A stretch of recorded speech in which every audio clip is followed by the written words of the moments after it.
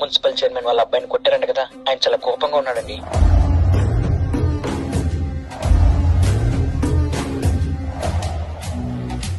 Sir నిన్ను కొట్టారు కదా సత్య, వాళ్ళ నాన్నని తీసుకొస్తున్నారు సార్.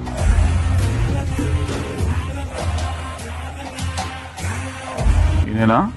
నేనే డాడీ. సార్ మీ వాడే.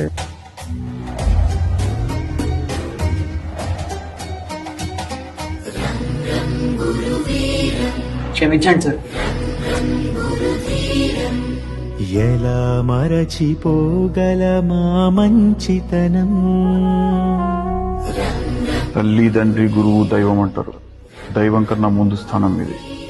మీరు తప్పు చేసి ఉండరని నా నమ్మకం సార్. తల్లిదండ్రులుగా మా కోపంలో లోపం ఉంటుందేమో గానీ గురువులుగా మీరు చూపించే కోపం వారి భవిష్యత్తు బాగుండాలని.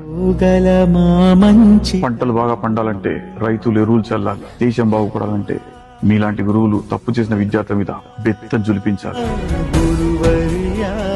మీలో కూడా కొంతమంది కలుపు మొక్కలు ఉండొచ్చు.